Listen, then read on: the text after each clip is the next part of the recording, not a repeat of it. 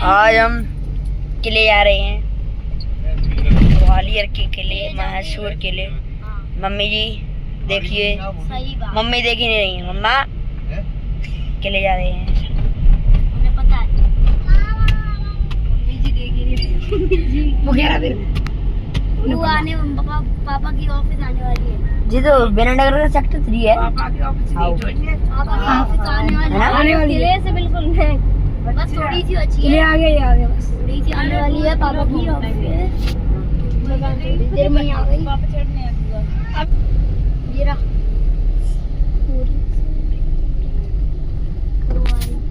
और I get. यहाँ से आगे नहीं जा सकते, यहाँ से जब तक ये बाबा नहीं बोल रहे हो। क्योंकि ऊपर से एक ही पे है ना वो, या तो ऊपर से गाड़ी आ ही सकते हैं जब तक सामने से ही आएंगे। पागल है।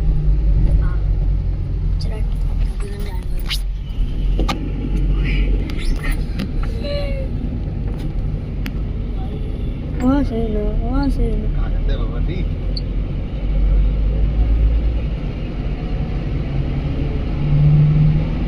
भाई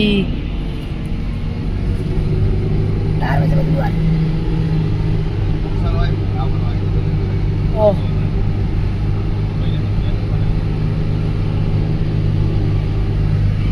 ये देखिए भाई भाई भाई भाई भाई, अभी तो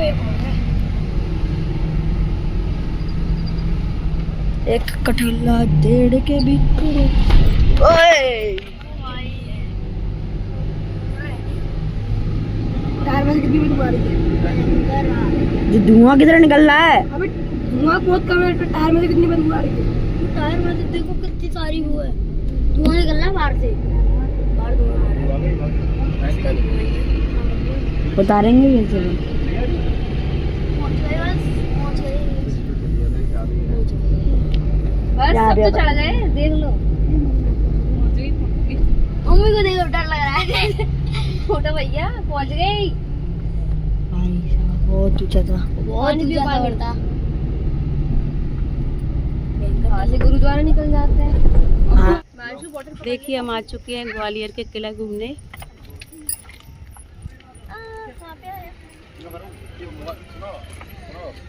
ले लो फोन वायो। वो सही है, सही कह रहा है। लग गया तो गिम्बल गिम्बल।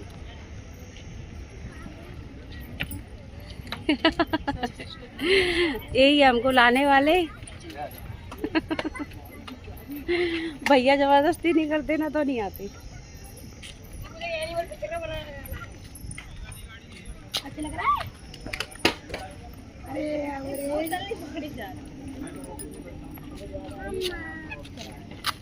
ओह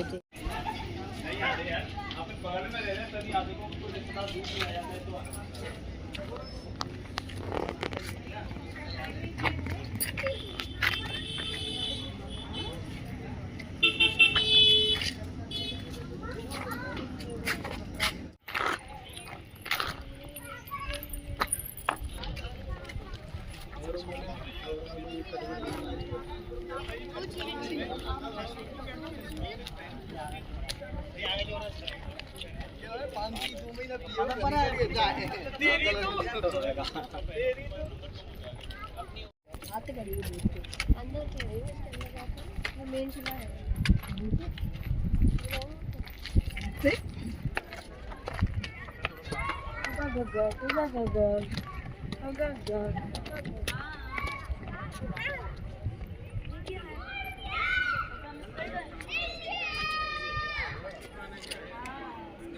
तो देखिए आप देख सकते हो, ये है ग्वालियर का किला। अरे एक आध फोटो खींच दे यार हमारा, और स्टार्ट होने वाला है। रात हो जाएगी तो फिर खींचो। ला फोटो खींच ले। कैमरे वाले खड़े होंगे। और कैसे करते फोन? अरे 20 लाख पुलिस।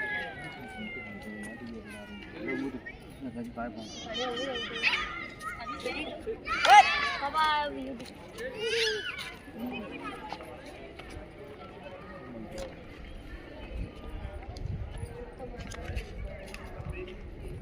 खड़े हो, चलो खड़े हो। सैंडल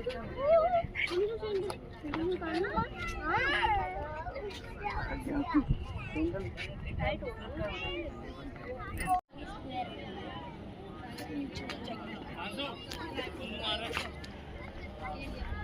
पकड़ लिया इसको।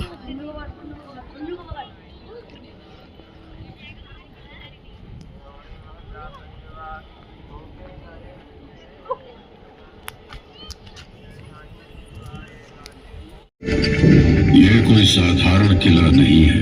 इस किले से हिंदुस्तान के भाग्य से संबंधित कई महत्वपूर्ण निर्णय हुए। प्राचीन और मध्यकाल में बहुत से राजाओं और साम्राज्यों की लहरें ग्वालियर से होकर गुजरी और जाहिर है कि उनमें से कुछ अपनी छाप भी छोड़ गई।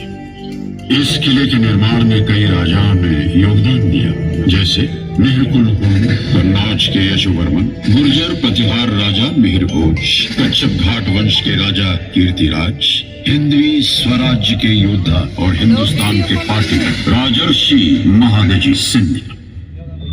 इसी किले ने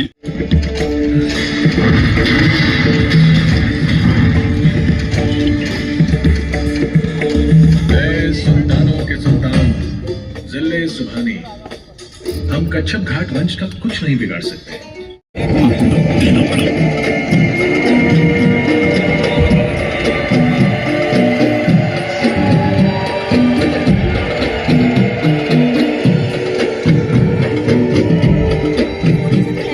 कच्छप घाट के वीर योद्धाओं को बार बार खतरों का सामना करना पड़ा। पहले महमूद गौरी और तुर्की फौज, फिर दिल्ली के गुलाम वंश के सुल्तानों से। फिर भी वीर राजपूतों ने आखिरी दम तक लड़ने की ठानी थी। कच्छप घाट के वीर योद्धाओं, समय आ गया है। अब हमारे सामने एक ही रास्ता है, जिल्लत या मौत। जो दृढ़ राखे धर्म को, दे ही राखे करतार।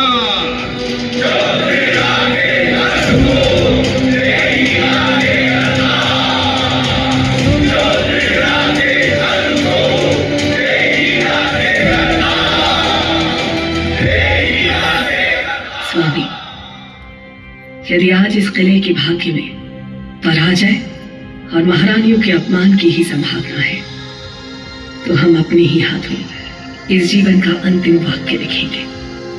हाँ महाराज, पराजय से बेहतर मृत्यु को गले लगाना हमें मंजूर है। में जाइए। राजपूत वीरों की परंपरा के अनुसार अब हमारी भेंट स्वर्ग में ही होगी। राजपूत वीरांगनाओं, आपका साहस और शौर्य किसी भी महान राजपूत वीर से कम नहीं। और इसी के साथ अपनी आन और परंपरा के अनुसार महाराज और उनके वीर बांकुरे केसरिया बाना पहने रणभूमि में अपनी जान की बाजी लगाने के लिए चल दिया। सैनिकों, कूच करो!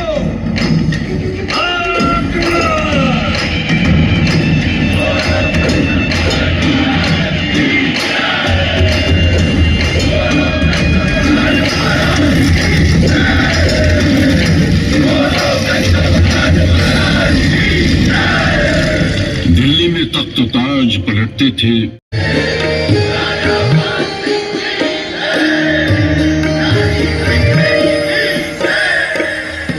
मृगनयनी ने बैजू बावरा से संगीत सीखा। दोनों संगीत के दीवाने थे। सुरों की डोरियों ने महाराज मान सिंह और सलोनी गुर्जरी को आपस में ऐसा बांधा कि बस वे बंधते ही चले गए।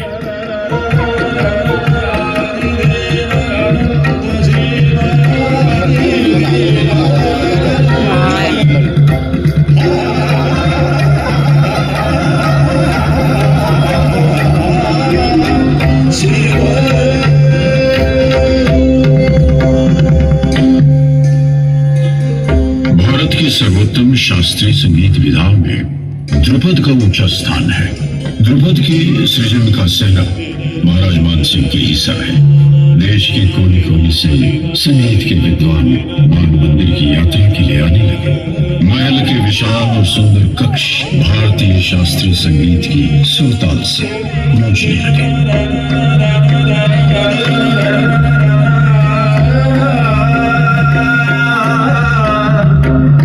Hare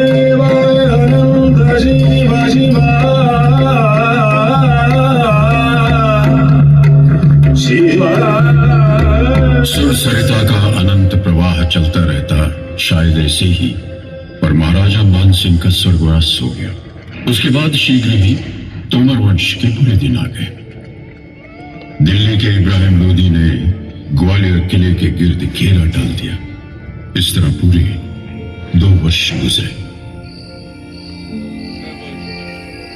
2 साल बीत गए हैं। रसद भी खत्म होने की कगार पर है। एक समय यहाँ की आबो हवा संगीत और कला से सराबोर थी। अब ये आलम है कि तोप के गोलों की गूंज और तलवारों की खंकार में मौत के खौफ तले सब कुछ दब गया है। पता नहीं कब वक्त गोलीबारी कब बंद करेगा। कितना गुबार उठ रहा है।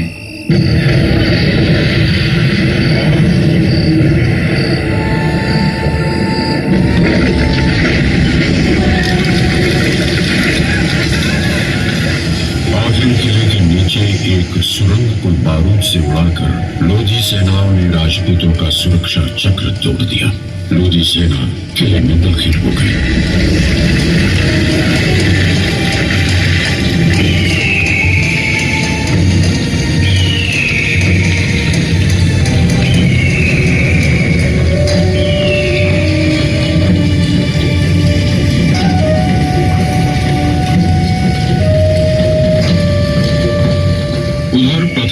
सम्राट बाबर ने भारत पर हमला कर दिया था।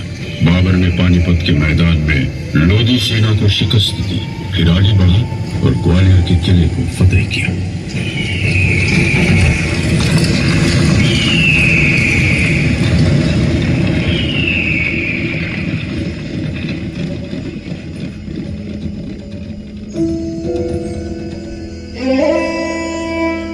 कभी युद्ध के साथ शांति और खून खराबे के साथ स्थिरता के दिन भी आए, जब तलवारों की खनखनाहट और युद्धों का उन्माद संगीत की लहरों और काव्य रस की सरिता में डूब गए।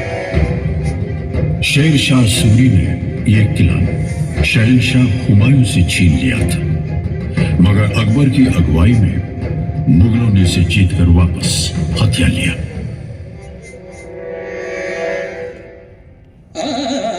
मुगलिया काल में बेहट में विलक्षण प्रतिभा के एक बालक ने जन्म लिया, जिनका नाम था रामतनु पांडे, जो बाद में मियां तानसेन के नाम से प्रसिद्ध हुए।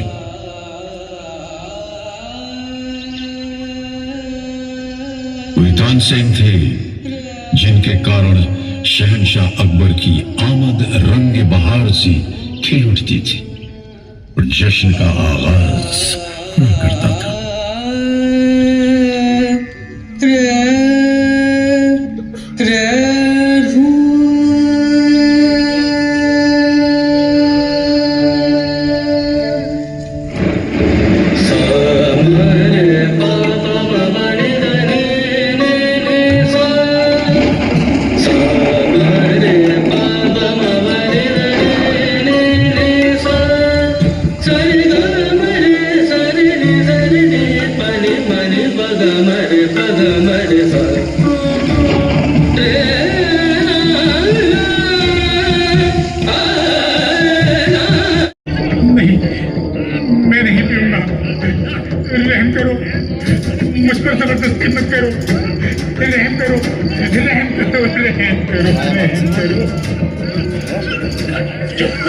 कैसे नहीं पिएगा? पियो। फ्रांसीसी यात्री बर्नियर ने अपने ग्वालियर प्रवास पर शाही कैदियों की दुर्दशा को बयान करते, एक कैदी ऐसा भी था जो इस किले से जीवित बच निकला। वो और कोई नहीं बल्कि सिखों के गुरु हरगोबिंद सिंह जी थे।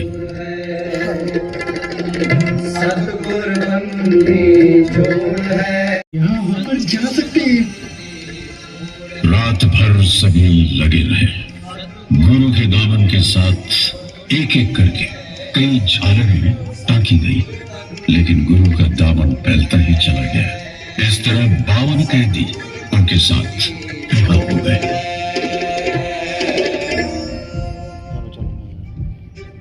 फिर कट्टर मुगल बादशाह औरंगजेब ने हिंदुस्तान भर में अपनी हुकूमत स्थापित करने की कोशिशों के तहत अनेक रियासतें जीती। मुगलिया फौज लेकर जब वो दक्कन पहुंचा तो वहां उसका मुकाबला केसरिया सिंह मराठा छत्रपति शिवाजी महाराज से हुआ, जिन्होंने हिंदवी स्वराज्य यानी आजाद भारत का झंडा बुलंद किया था। छत्रपति शिवाजी ने एक फौज बनाई थी जिसमें शूरवीर सिंधिया योद्धाओं समेत अन्य मराठा वीर जुड़े। छत्रपति के सपने को साकार करने के लिए मराठा रणवीर राणोजी सिंधिया मध्य भारत आए। उन्होंने मुगलों को हराया और उज्जैन को अपना गढ़ बनाया। महाकालेश्वर मंदिर का जीर्णोद्धार कराया। आज मुझे उज्जैन में महादेव का यह ध्वस्त महाकालेश्वर मंदिर देखकर रोना आ रहा है। बड़ी पीड़ा होती है कि 500 साल से उज्जैन नगरी में सिंहस्थ कुंभ का आयोजन बंद है। मैं मालवा का मराठा सूबेदार राणोजी सिंधिया यह आज्ञा देता हूं कि महादेव के इस मंदिर का जीर्णोद्धार होना चाहिए और उज्जैन में सिंहस्थ कुंभ फिर से शुरू किया जाएगा। बोलो हर हर महादेव, हर हर महादेव, हर हर महादेव। स्वराज का केसरिया झंडा लेकर 1765 में ग्वालियर, 1771 में दिल्ली और उसके बाद लाहौर और अटक तक का इलाका जीत लिया और समस्त हिंदुस्तान में सिंधिया वंश का नाग निशानी भगवा ध्वज बुलंद किया। महादजी सिंधिया ने गुलाम भारत में फिर से स्वतंत्रता का डंका बजा दिया।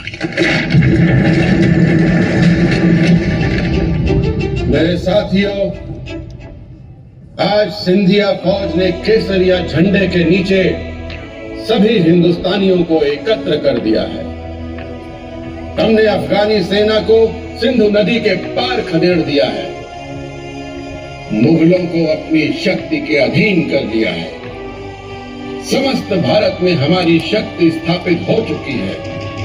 अब हमें भारत को अंग्रेजों से बचाना है। सिंधिया फौज ने अंग्रेजों को मारवा, सिरसी, भेलसा, गुहार, सारंगपुर, कोलारस, शिवपुरी, इलाहाबाद, बड़गाम आदि स्थानों में पराजित कर दिया है। मगर क्या तुम जानते हो महादजी सिंधिया को पानीपत के मैदान में किसने बचाया? एक मुसलमान बिश्ती राणे खान ने। यही तो भारतीय गंगा जमुनी सभ्यता की खूबसूरती है। मेरे जांबाज सिपाहियों, आज हम अपने बहादुर भाई राणे खान का आदर करने जा रहे हैं, जिन्होंने मुझे दूसरा जीवन दिलाया। आप सबको मालूम है इन्होंने पानीपत की युद्ध भूमि से मुझे कैसे बचाया। मैं उनको और उनके उत्तराधिकारियों को खवासी वाले की पदवी प्रदान करता हूं। हमारे और इनके परिवारों के बीच से कोई आवाज नहीं आएगा। समझा? ग्वालियर का किला हिंदुस्तान का चाबी है। इसको फतेह करना और ना ही जरूरी है जितना कि फांसी की लड़ाई में हमारा जीत। लेकिन बाद में महादजी सिंधिया ने किले पर पुनः कब्जा कर लिया। उनके उत्तराधिकारियों की सैन्य शक्ति से अंग्रेज लगातार परेशान रहे। 1843 में दोनों सेनाओं का महाराजपुर में मुकाबला हुआ। सिंधिया की फौज अकेले लड़ी और नेस्त नाबूद हो गई।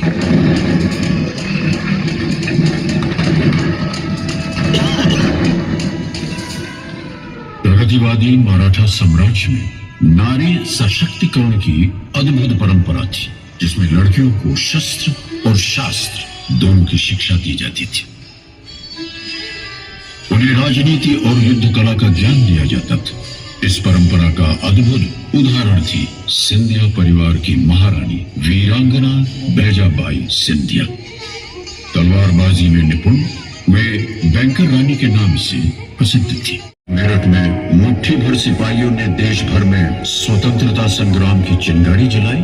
दूसरी तरफ मराठा महाराज सिंधिया के नुमाइंदों के साथ हुए गुप्त विचार विमर्श के अनुसार कहते हैं, महारानी ताराबाई सिंधिया के कहने पर हमारे जांबाज क्रांतिकारियों के लिए सिंधिया कोषालय खोल दिया गया था।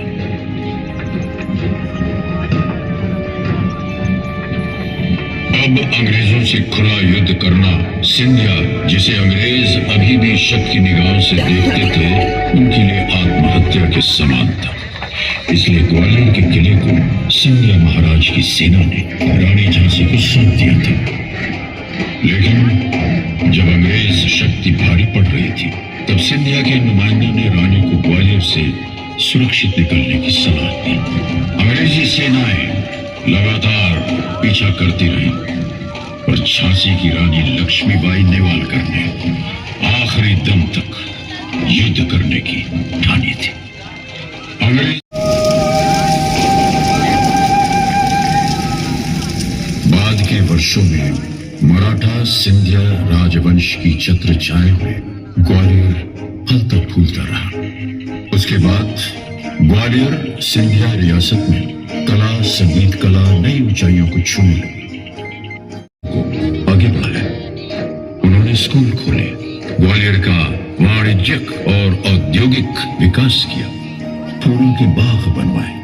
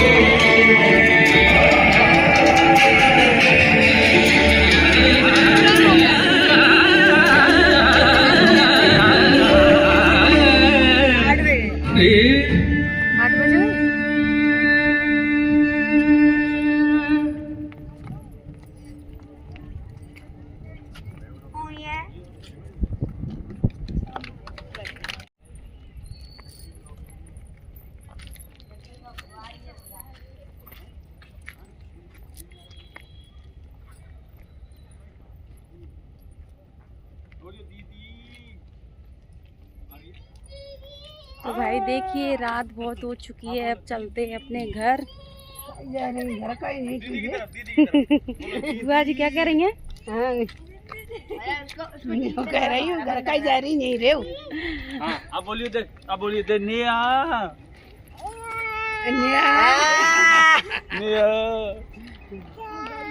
अब दीदी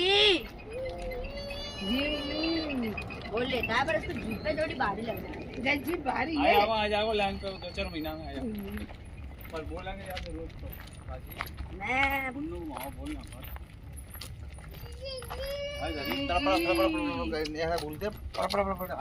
जानवी ना। अरे फटाफट बोलते खाली बोलती वो। कैसा लगा शो? बहुत अच्छा। अच्छा तो अच्छा ही लगा तो। बुआ जी ने भी देख लिया है। हाँ। यहाँ बताए ये का तो आदमी तो यहाँ से घबरा के मर गया। क्यों?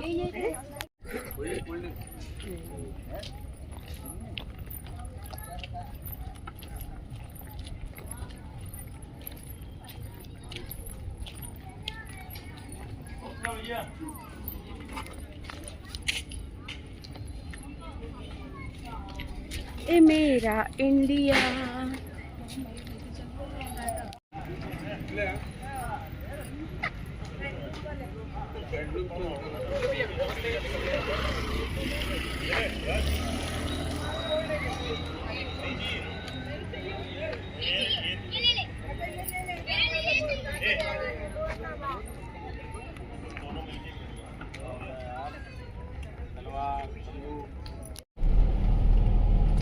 4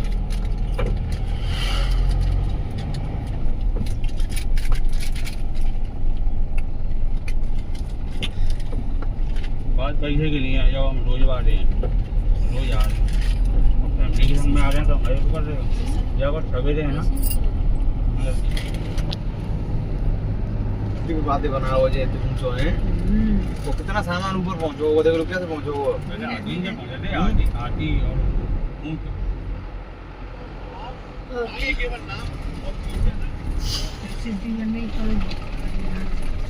ये तो थोड़ी सी है वैसे ही। मोटरसाइकिल से ज्यादा लोग बहुत एक्सीडेंट होते हैं। कहाँ जाइए क्या तो रहे हैं मोटरसाइकिल से एक्सीडेंट बता रही हूँ।